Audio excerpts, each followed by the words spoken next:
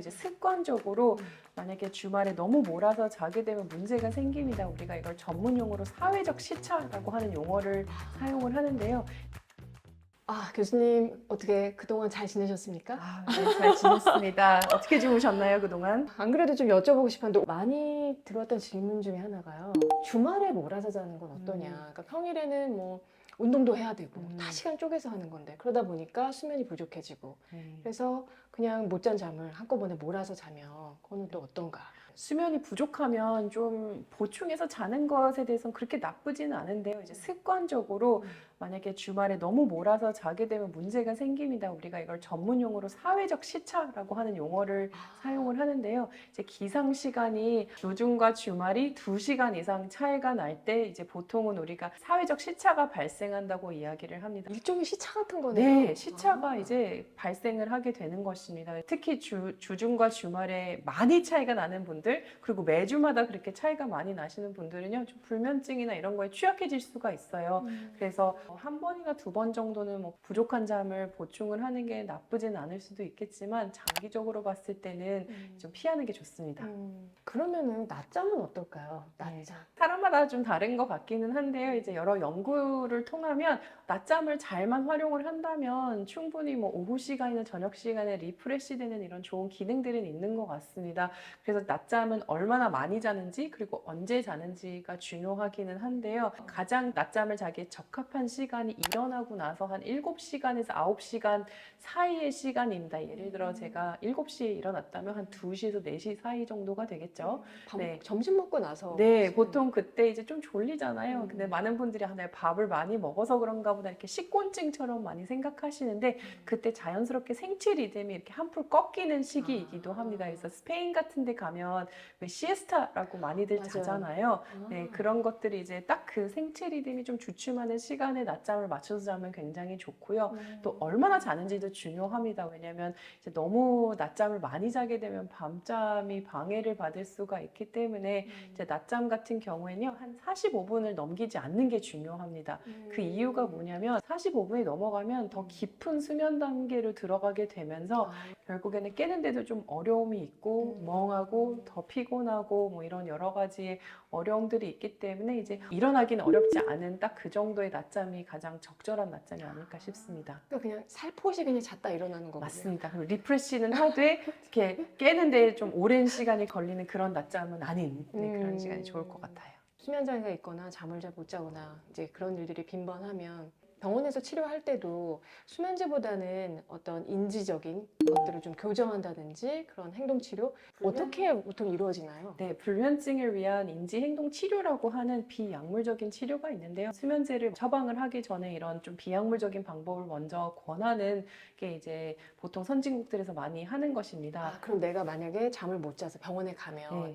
약을 무조건 처방하는 게 아니라 그런 것들을 먼저 처방을 해주시는 네, 거예요? 맞습니다. 그래서 미국의 내과 의사학회나 아니면 미국 수면학회 같은 곳에서도 이제 수면제보다는 이런 치료가 좀 장기적인 측면에서는 도움이 많이 된다라고 발표가 되었는데요. 이제 주로 우리가 잠을 못 자면 단기적으로 잠을 못 자는 분들은 많을 것 같아요. 뭐 어떤 스트레스를 받는 일이 있다든지 뭐 신나는 일 있으면 너무 긴장되고 신나서 잠을 못 잔다든지 문제는 이제 그 잠을 못 자니까 그거를 어떻게든 보충을 하고 문제를 해결하기 위해서 어떤 장치들을 만들거든요. 뭐 가장 흔한 게 낮에 커피를 많이 마신다든지 낮잠을 좀 길게 잔다든지 아니면 뭐 평소보다 조금 더 침대에 일찍 들어간다든지 뭐 이런 여러 가지 행동들을 하는데 장기적으로는 그런 것들이 건강한 수면에 방해가 된다는 것을 이제 알 수가 있어요. 그래서 불면증을 위한 인지행동 치료는 저와 같은 이런 심리 전문가들을 만나서 내가 수면과 관련된 행동들, 수면에 대해서 잘못 생각하는 것들을 교정함으로써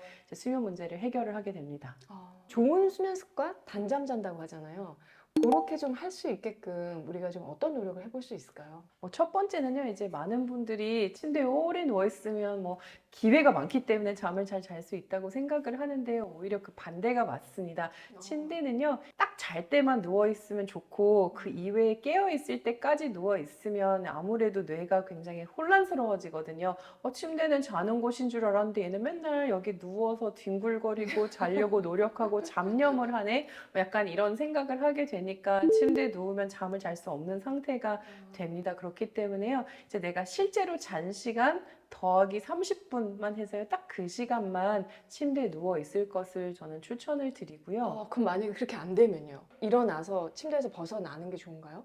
한 30분 정도가 지났는데 이제 다시 잠이 안 오면 좀 벗어났다가 어느 정도 이완을 할 수 있는 활동을 한 후에 침대로 다시 들어가는 게 좋기는 합니다. 보통 침대에 들어가서 내가 한 20분 이내로 잠을 잘 수 있는지 없는지에 대한 감이 다들 있거든요. 근데 그 감을 무시하고 이제 뒤척거리고 좀 자려고 애쓰는데 이제 애를 쓰죠, 네, 정말. 막 그게 맞습니다. 그 애쓰는 것 때문에 오히려 불안이 점점점 높아져요. 그래서 더 못 자는 약간 악순환을 낳게 되는데 이제 그런 악순환을 피하기 위해서는 오히려 좀 침대에 나와서 잠을 굳이 이렇게 쫓아다니지 말고 잠이 나에게 올 수 있게끔 도와주는 게 좋겠습니다.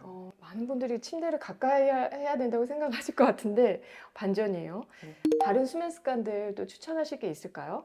특히 저를 찾아오시는 잠을 못 주무시는 분들은 자려고 너무 애쓰시는 분들이 많으세요. 그래서 오히려 역설적으로 너는 오늘 절대 자지 마. 오늘 무조건 깨어 있어야 돼. 그러면 진짜 1초 만에 이렇게 레드선 하시는 분들이 계시거든요. 그래서 오히려 이걸 역설적 의도라고 이야기를 하는데 뭔가 너무 자려고 애쓰지 않는 게 오히려 잠을 좀 불러일으키는, 잠이 약간 고양이 같다는 것을 좀 이해하시면 좋을 것 같습니다. 저도 막 뭐 이제 책 봐야 되고 뭐 이렇게 두꺼운 책 있잖아요. 깨어 있어야 된다, 깨어 있어야 된다, 정신 차려야 된다 그러면 더 잠이 오는 것 같아요. 맞습니다. 잠이 엄청나게 네, 와요. 네.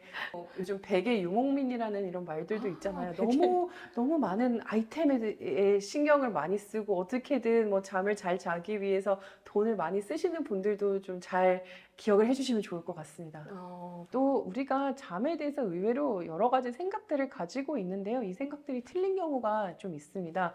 예를 들어 뭐 나는 꼭 8시간을 자야 된다, 이렇게 시간에 굉장히 집착하시는 분들이 있는데요. 뭐 그거에 대해서 말씀을 드리면 꼭 내 몸이 필요한 수면 시간은 사람마다 굉장히 개인차가 있습니다. 뉴스나 이런 데 보면 가끔 뭐 꼭 7시간 주무십시오, 8시간 주무십시오 이렇게 얘기를 하는데 이제 물론 그 모든 사람들을 일렬로 세웠을 때 평균적으로 한 7시간에서 8시간이기는 하지만 너무 거기에 집착해서 잠을 자려고 한다면 오히려 나에게 더 맞는 시간은 그거보다 적을 수도 있고 혹은 더 훨씬 더 많을 수도 있어요. 그래서 거기에 맞지 않게 자는 문제점들이 생길 수도 있고요. 생각이 꼬리에 꼬리를 문다 하잖아요.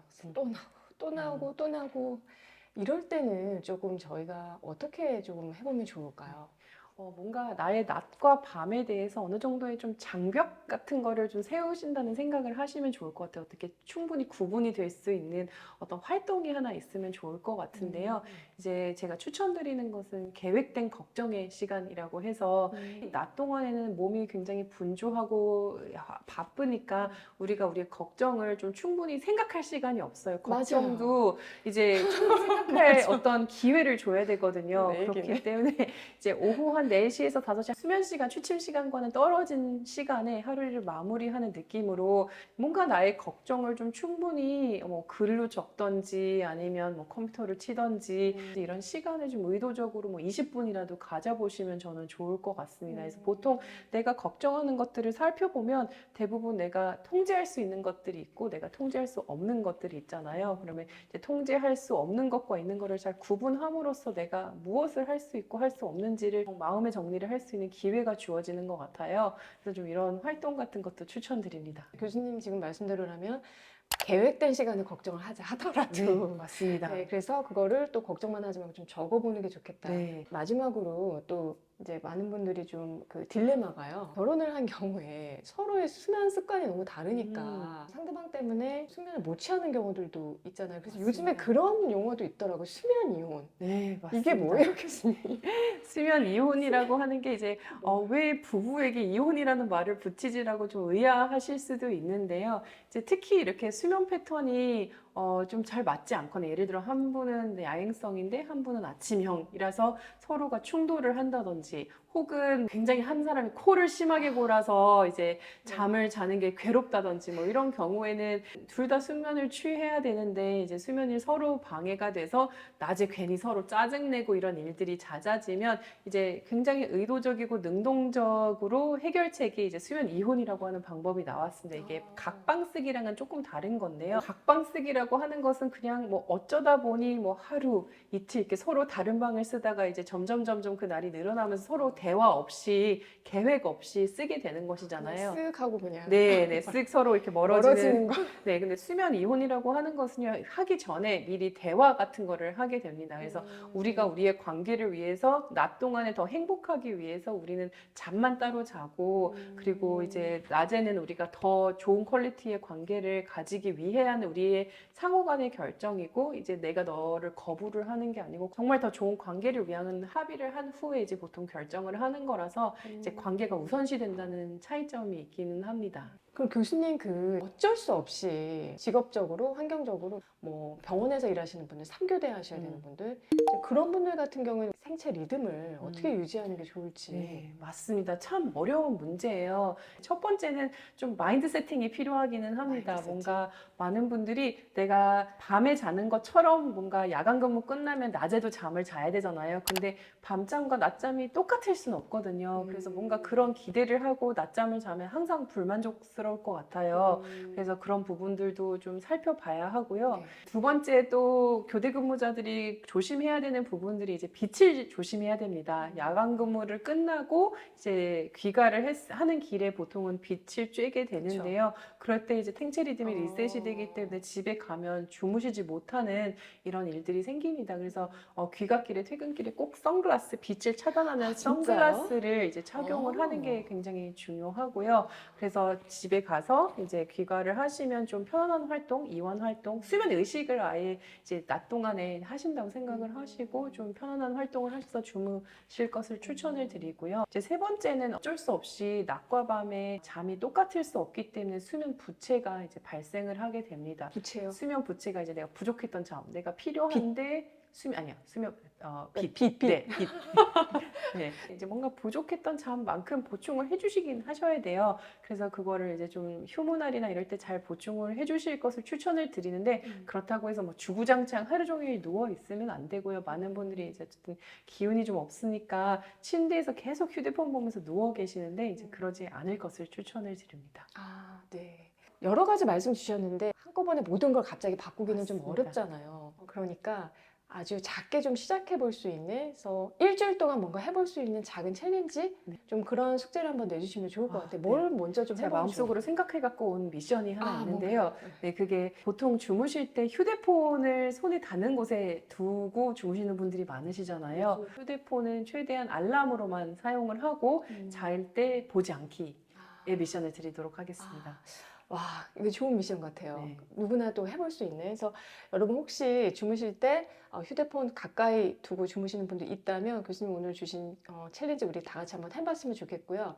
휴대폰을 서랍 안에 넣어놓거나 아니면 좀 멀리 두고 그래서 이제 그런 습관을 한 일주일 딱 한번 해보고 어땠는지 한번 댓글 남겨주시면 좋을 것 같아요. 네. 교수님 오늘 시간 내주셔서 너무 감사드리고요. 혹시 궁금한 게 있으신 분들은 이제 댓글 좀 남겨주실 수 있는데 시간이 허하신다면은 댓글 남겨주시면 네. 너무 감사할 것 같습니다. 방문하겠습니다. 네. 오늘 여러분 같이 해주셔서 감사하고요. 다음에 좋은 내용으로 찾아뵙겠습니다. 교수님 감사합니다. 감사합니다.